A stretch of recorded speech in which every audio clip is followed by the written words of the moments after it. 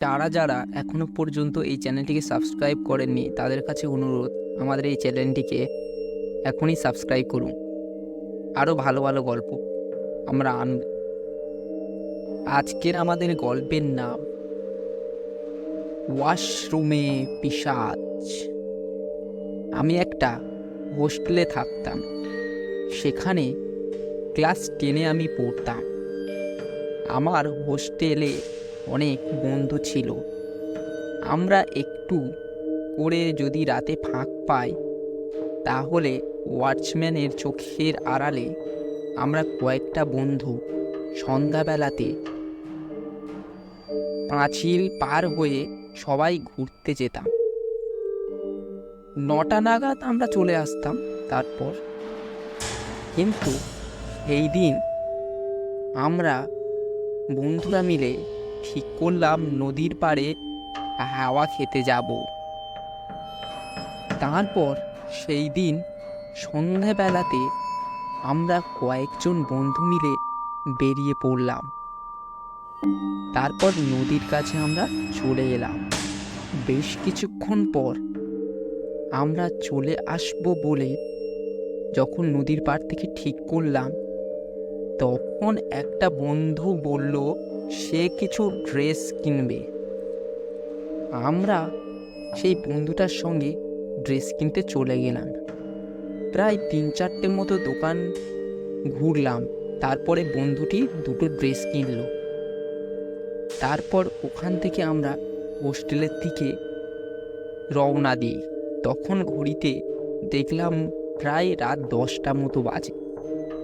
তারপর আমরা পাঁচিল পার হয়ে হোস্টেলে ঢুকলাম। তারপর বন্ধুরা সব হোস্টেলের রুমের মধ্যে চলে গেল। আমি একটু ওয়াশরুমে গেলাম। হঠাৎই ওয়াশরুমে লোডশেডিং হয়ে গেল। অন্ধকার, কিছু দেখতে পাচ্ছি না। আমার কাছে কোনো টর্চ লাইটও ছিল না। আমি আন্দাজ করে কোনো রকমে ওয়াশরুমের দরজাটা খুলি। হঠাৎই দরজাটা খুলতে আমার সামনে একটা কিছু দূরে ওয়াশরুমের ভিতরে একটা কেমন জানি না মহিলা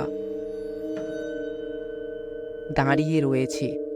তার সারা শরীর দিয়ে যেন রক্তে লাল হয়ে রয়েছে। তার দুটো চোখ কেমন যেন আগুনের মতো জ্বলছে। সেই আমাকে দেখে হঠাৎ করে আমার দিকে তাকিয়ে মুচকি মুচকি হাসছে। আমি সেই দেখে খুবই ভয় পেয়ে যাই। আমাকে আবার সামনে থেকে কেমন যেন হাত বাড়িয়ে ডাকছে তার কাছে। আমি ওখানে আর থাকতে পারলাম না। আমি সেই অন্ধকারের মধ্যে থেকে ছুট দিই। তারপর রুমের মধ্যে বন্ধুদের কাছে চলে আসি এবং বন্ধুদেরকে সমস্ত কিছু বলি। বন্ধুরা শুনে আমাকে বলল, তুই তো নতুন, তুই এখানে জানিস না। এখানে এরকমই মাঝে মাঝে এমন ভৌতিক ঘটনা ঘটে। তুই নতুন বলে আমরা কিছু বলিনি। সেই শুনে আমি খুবই ভয় পেয়ে যাই।